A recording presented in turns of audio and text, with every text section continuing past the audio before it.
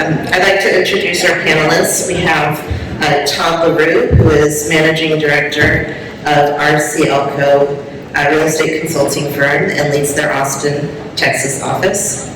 We have Richard Ross, CEO of Quinn Residences, which is an Atlanta-based built-to-rent developer and has active projects throughout the Southeast.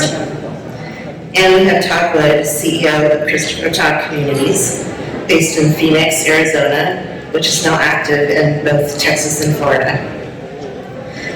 So, Todd LaRue, why don't you give us just a quick introduction of the built-to-rent industry and the different product categories that we'll be talking about today?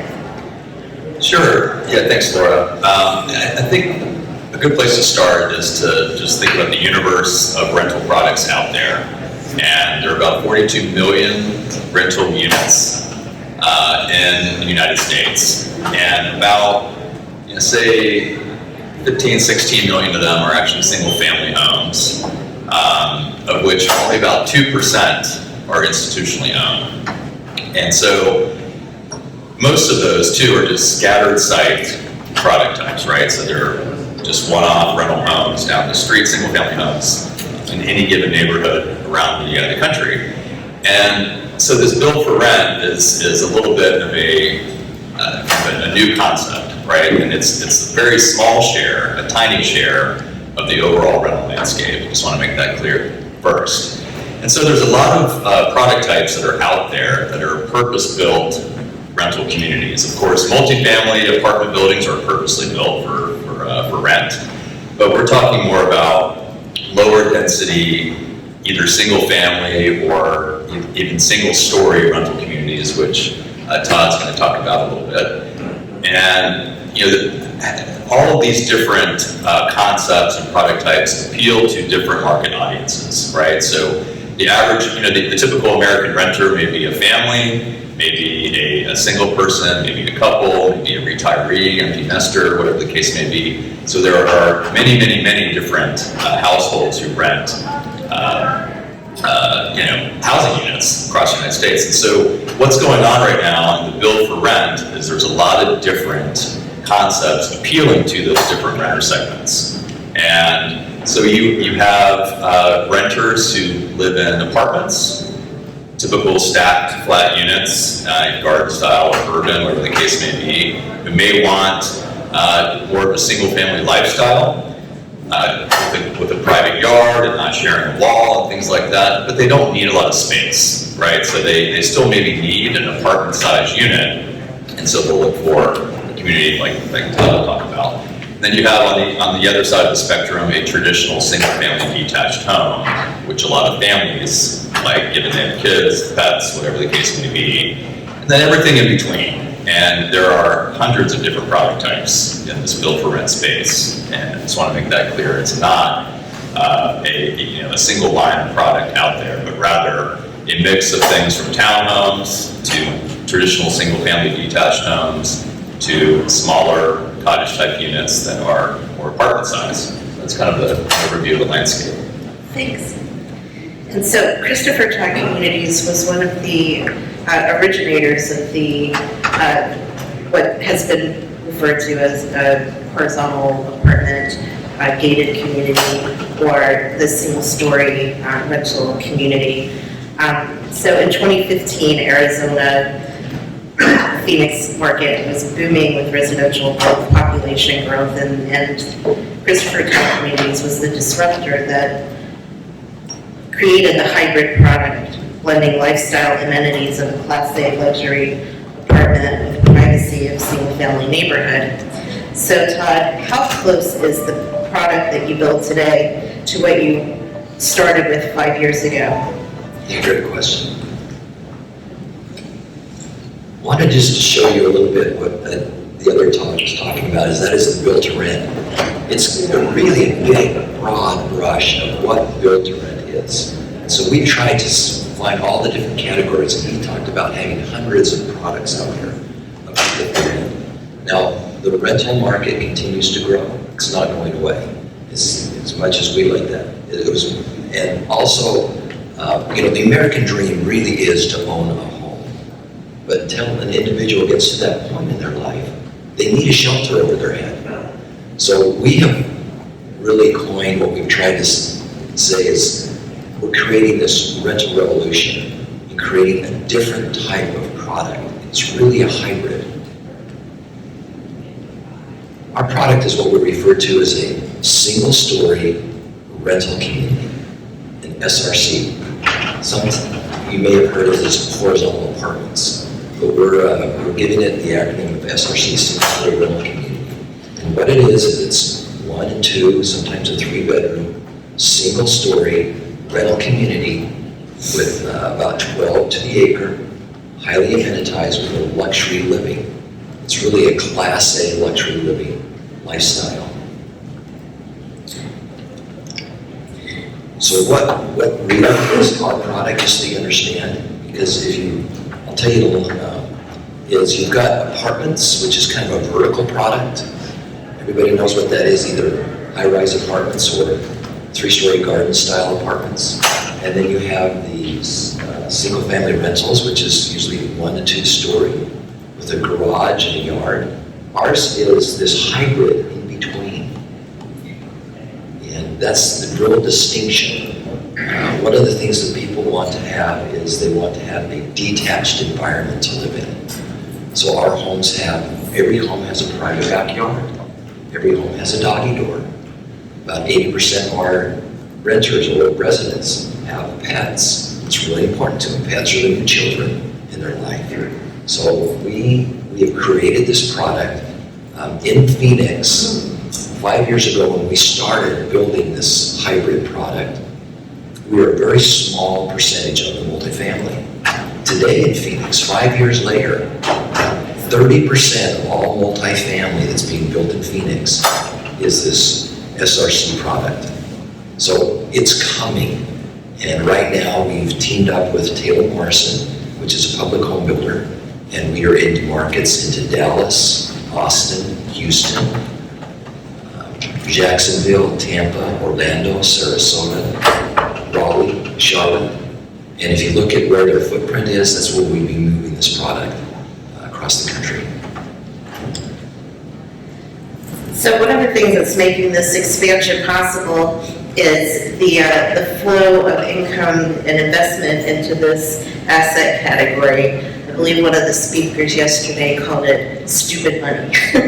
So Richard from Quinn has the background of having come from the multifamily and the retail development side before becoming CEO of Quinn Residences. So why don't you talk a little bit about the investment capital that is being seen in this category?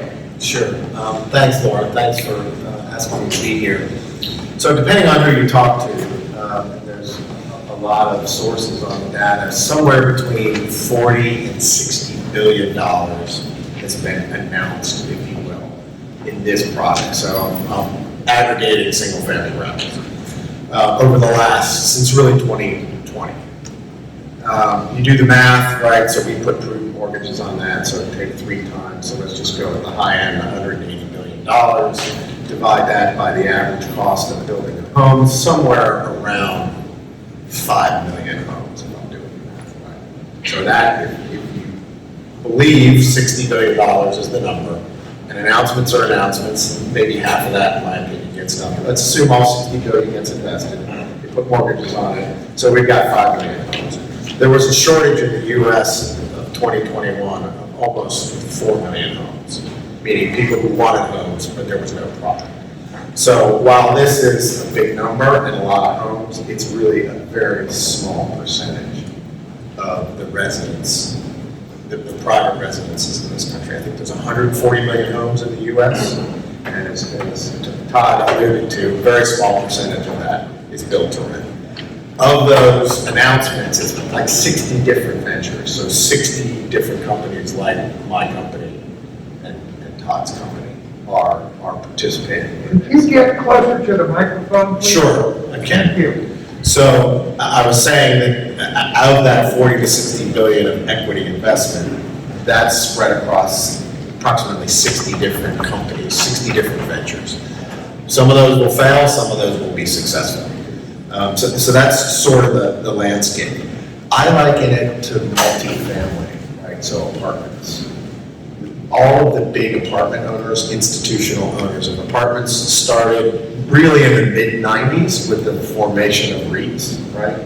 So there's some really big companies, Mid-America Apartments, Avalon Bay, Gables, Camden, you probably heard all those names. All those companies started sort of in the mid-90s. So now they're 30 years old, right? And they own thousands of apartment units. They're still only about 20% of the multifamily ownership in this country. So I liken this industry as to where multifamily was 20 to 30 years ago. There's a long runway for this industry to grow and to become a part of the housing sort of crisis, the solution to the housing crisis in this country. But Richard, I mean, you said that Quinn, before COVID, you had begun a capital campaign. Why don't you tell the audience a little bit about what your initial goal was and where you're at today? Sure. So the company was formed pre-COVID, a month before COVID, based upon all the demographic analysis of the data, the shortage of homes, especially in the starter home category. So our typical resident, I think our average age is 40 years old. They have 2 children. They all have pets, as Todd related to. And so our business plan was predicated on the demographics pre-pandemic. Our goal was to raise $250 million. COVID, the pandemic, essentially poured gasoline on that shift out of urban out of multifamily apartments. So a couple with 2 kids wants to get out of their apartment, have a yard, have a garage. Those are the 2 big selling points of what we do. And COVID poured gasoline on that. So we just closed our capital raise at $900 million. So almost 4 times what we originally set out to. And that's indicative of the opportunity in this space. That's a big life stage thing, right? So what's happening in the United States right now is households are transitioning. There's a big growth in sort of family formation households. The last 15 years, it was sort of flat, even declining in Gen X, a smaller generation.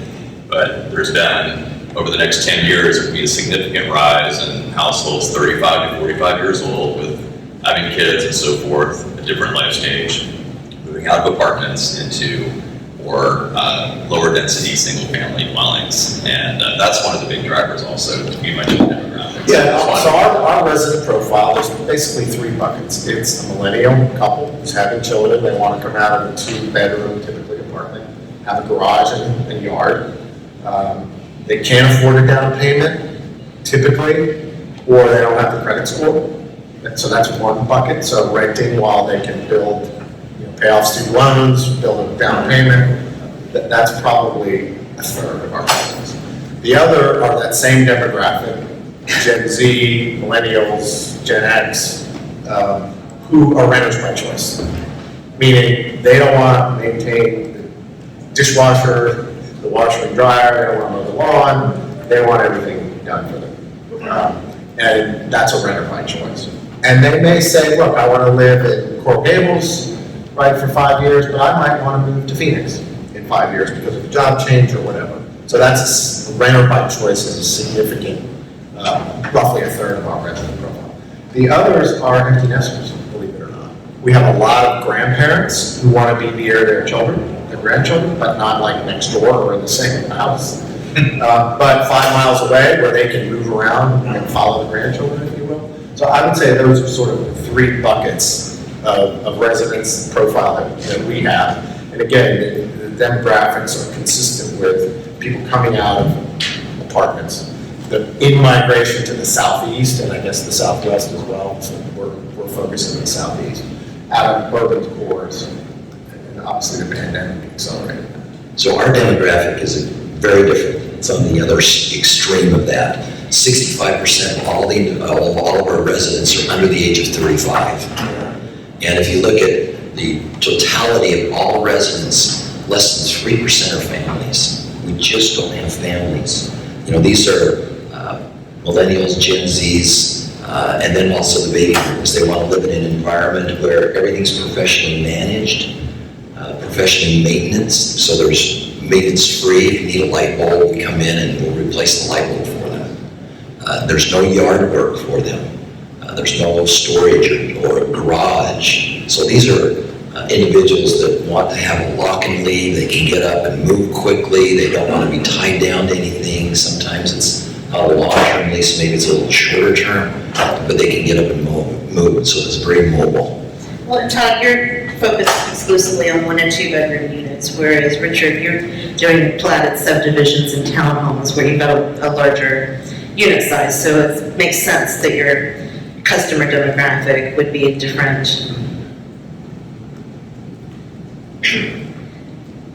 So, Todd, you had already captured a significant market share in the Phoenix area. How did the partnership with Taylor Morrison come about? How did that change the trajectory of the company? Oh, great question. When we first started this, we were new, and we got a lot of no's. People said, we don't understand what this product is. And what we did is back in about 2019, for some reason, all of a sudden we had a number of builders start knocking on our door saying, we really like this product. How can we get into it? So if you look at traditional rental housing, there's usually always been apartments, which is a commercial environment, and there's been single family rentals, which is a home environment. And there's really been nothing in between. And we created this hybrid or tweener product where a home builder can get into the rental space. So for them, it was a really easy transition. It didn't have to step into that commercial market.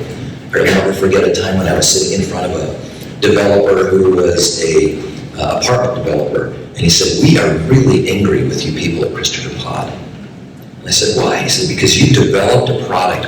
There was always a gentleman's agreement between us and the public home builders. You stay on your side of the fence, and we'll stay on our side of the fence. We build multifamily. You build single-family homes for sale. And he said, you've created this product that allows the public home builder to come into our rental space. And we see that as a large foreboding competition in the future. And that's what we're experiencing currently in Arizona. So for us, it's really been a great partnership for us. With Taylor Morrison, they're 5 years running America's most trusted builder in America, and that we can come in and breathe a really high quality rental luxury living community in everybody's municipality. So without that partnership, would you have been able to enter these new markets at the same rate that you are today? That's the execution piece, and that's probably the most difficult piece to make, is a lot of people have these grandiose ideas, we're going to expand across the country. We could not find a way, how do we execute and go about building? You know, we did not have the bandwidth to go out and move and find builders across the country or private builders across the country to put this together. I mean, Richard, I'm sure, has that struggle because when he goes to a different market, he probably has to find a different builder. We have relationships, but to your point, builders are regional and local. So Yeah. yes, we work with several. Yeah, so it was very, very difficult. So we would not have the expansion had it not been for a nationally public builder. Todd, I mean, it seems kind of ridiculous that the builders would feel that way, or on the rental side, you stay on your side, we'll stay on our side. You look at that universe of rental products out there, it's 42 million again, 42 million rental housing units. Less than half of those are actually apartments.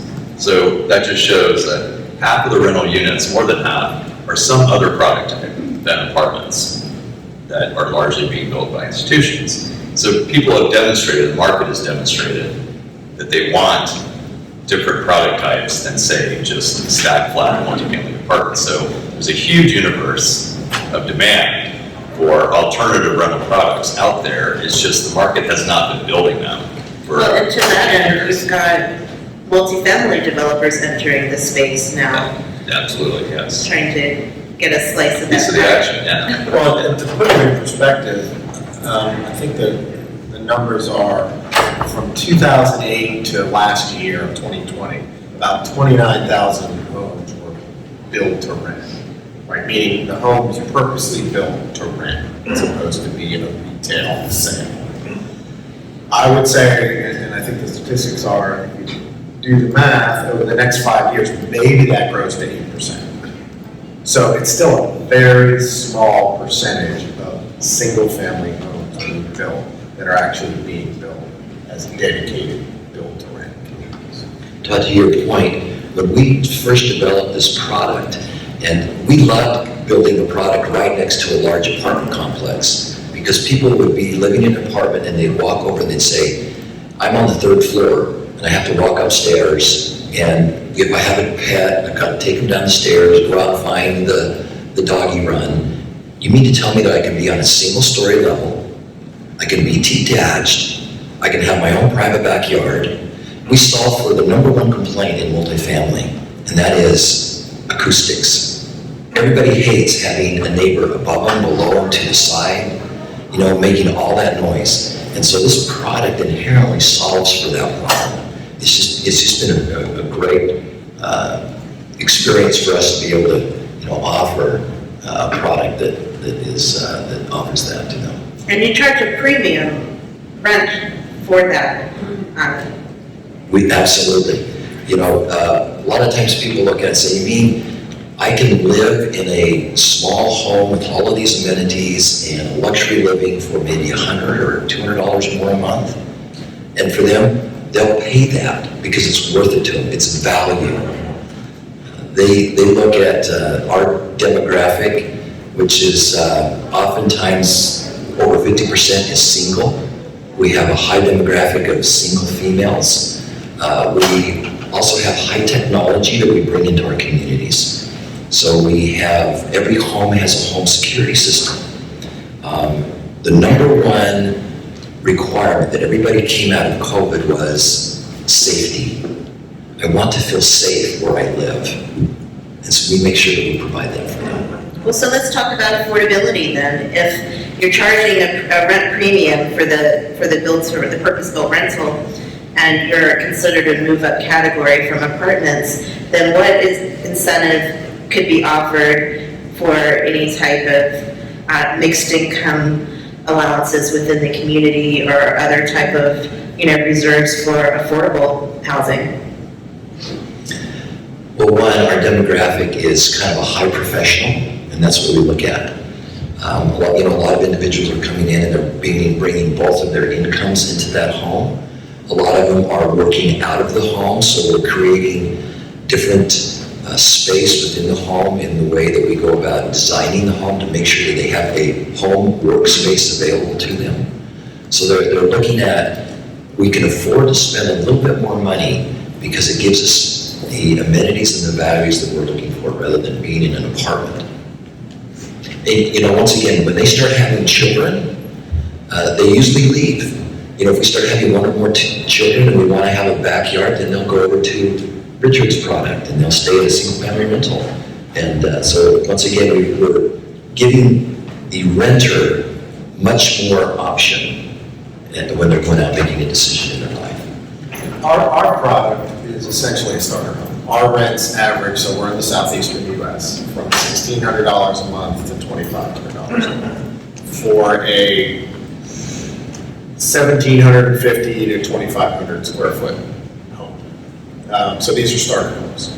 Typically, our average cost is somewhere, it keeps going up, but somewhere between $275,000 and $325,000 per home. So that's sort of our niche. So we're providing a starter home for many of our residents. Yeah, and to that point, when we're looking at more conventional single-family detached home neighborhoods for rent, typically, that rent threshold is still below the total cost of ownership of a for-sale home in that community, not maybe in the exact neighborhood, but say within a couple mile radius. It's still more of a lower cost alternative to owning. And, and then Todd's communities are more renters by choice that don't want a lot of space, but they want the lifestyle that a single-family detached home offers. And so it's kind of a really nice little space that you found there. Thank you. So I know you have faced, when you enter a new market, regulatory hurdles. In the multifamily space, there are often, going back to affordability, density bonuses that might be allowed for if you reserve a percentage of your units for affordable renters. So is that something that's ever been considered in this space? Let's say you want to go into a low density residential zoning area and you want to get a slightly higher density. Is it something that would be considered, reserving some of the units for affordable rents? You know, that's always been our biggest challenge is when we go into a municipality, the zoning. Oftentimes, an apartment developer will go in and they'll want to get anywhere from 20 to 30 units per acre. And so they'll try, and they do that by going vertical. And we try to come in and say, you know, we have a less dense product, which is about 12 per acre, 12 units per acre. And it's more of a transition from a neighborhood to a commercial. So it's a much softer transition for the municipality, which they really enjoy. Because of our product, the way it's situated, we don't promote more than say 12 to 13 units per acre. You'd have to be going vertical in order to do that. So our product requires much more acreage. It's a horizontal product, and so we're less dense, we need much more space. Where a multifamily developer can come in and they'll need maybe 8 to 10 acres and they can put 200 to 300 units, we're gonna need 30 acres to do that, and get that same type of density. So we're more of a suburban product, and we are much more on the peripheral of an urban area. We have worked with some, generally it's community driven or municipality driven. So if you want to build a community of 200 homes for rent, we would like you to take 20% of those homes and offer them at a price below, the average, I forget what they call it, the API, so that 20% are more affordable. And we've had some success in doing that. What we also do to encourage sort of diversity in the communities is we provide a military discount for active duty members, first responders, firemen, police officers, things like that. And we'll also offer assistance to people in distress, especially under COVID. Forget the government mandates. We've been doing that just as a matter of principle with our residents. So is it a set discount for active duty and first responders? It depends on the market. Yeah, it's a flat dollar amount. Okay. Depending on the market, anywhere from $50 to $500 a month off that base rent. And a lot of cities are requiring now that a portion of rental units, regardless of type, whether it's low density or high density, be attainable to 60%, median family income over 80%. That's pretty common. And in return, the developer may get some tax exemptions to help finance that affordability. And that's becoming increasingly common. But cities are realizing that having diversity of product that appeals to all the broad renter market audiences out there is really attractive to employers coming to their community to say, we employer want our employees to be able to live close to our office, to our plant, whatever the case may be, and having that diversity of housing is a critical economic development tool to doing that. One of the counties that I cover has had an issue addressing the build for rent product because they're applying single family subdivision standards to this hybrid model. So their zoning law might say, well, if you're building a single family house, you have to have a tree in every yard. But your yards are so small that if you plant a tree in it, they're not usable. So those are some of the issues, having to build interior, county standard streets inside the community instead of a drive aisle. So when do you get to the tipping point where the municipalities really have to start revising their zoning codes and subdivision standards to really better fit what this hybrid category is? So right now, we're in the education mode, and there's this huge learning curve in the municipalities, because we come in with a product and they look at it and they say, single story, oh, this is gonna be zoned residential. And then they say, wait a minute, you're professionally managed and you have amenities, so it's more of a multifamily, so that's commercial. And it's a real head scratcher. They just don't know where it belongs. And a lot of them don't have the planning and the zoning ordinances in place for our type of product at this moment. In Phoenix, we probably have about half the municipalities that now have come out and they have a certain code just for SRC. They've created a certain building code for single-story rental communities. So we're finding that will be a process over time for municipalities, that they'll adapt to that. Sarasota just did that recently. They did. Sarasota just adopted an SRC code, which is, it's really good for us because it saves us a lot of angst when we go in and they just don't know what to zone it or to code it, and it gets stuck. It'll just get stuck in that municipality. We can't move things forward until there's more education that's given to them. So we embrace them coming up with new codes within the municipalities and cities. So it's at the very early stage of that in some of these newer markets. Correct. And as an extension of that, elephant in the room, if you will, is, there's been a lot of NIMBYism, right? A lot of announcements about all these Wall Street and institutionals investing in EPR, and you're taking homes from people who want to own a home, and that's the American dream. So there's a lot of talk about that, and there's a lot of backlash in municipalities against trying to prevent exactly what we're talking about. And so I think, to your point, Todd, it's an education process, because I look at what this industry as a solution to what is a critical housing shortage. So we're providing affordable, brand new, professionally managed, institutionally managed homes. And so when I go in front of the municipality and they say, you're renters, you're going to stress the system, there's going to be meth heads and, this and that, I'm like, well, I beg to differ, We own 200 homes in your community, we're going to pay our property taxes on time, every lawn's going to be mowed, our resident qualification guidelines are a minimum of 3 times the rent and income, and in fact, ours are 5 times, so our average resident's about $120,000 in income. If you do the math, $2,000 a month rent, it's pretty good. We don't overtax schools. We don't put any more kids in the public schools than an owner of a single-family home would be. So I think it's more education about the benefits and understanding that this is still a very small, and will always be a very small portion of the residential community in this country, 140 million homes. So I think that's incumbent upon the industry to educate municipalities on that we're part of the solution of this problem. Yeah, Richard, you hit on the key point is more supplied housing is the solution to affordability woes. And the more we can add, more product we can add that appeals to the diversity of renter households out there, the more benefit will be to the affordability crisis we have in many communities around the country.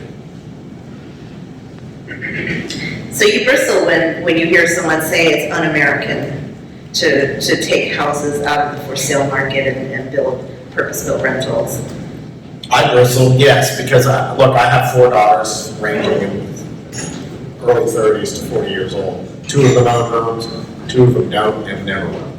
So I in my generation, right, I guess I'm at the end of the boomers, it was buy a home, that's how you build your wealth. My daughters, several of their friends' parents lost everything in 08, 09 in the housing crisis. So they had built up considerable wealth in their home. They lost it.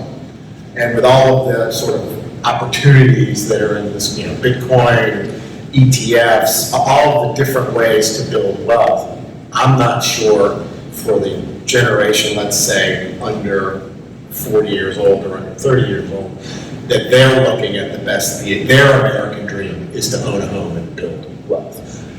I will say, in our demographic, about a third of our residents plan on owning a home one day, but they're, for whatever reason, flexibility, don't have the credit score, the down payment, they're renting from us, but that means 2/3 don't want to own a home. So I think that American dream is changing.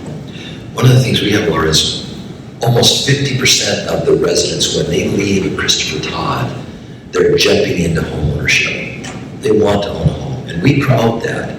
You know, we want to promote the American dream, but for many reasons, and everybody should have all that information, what the millennials are faced with student debt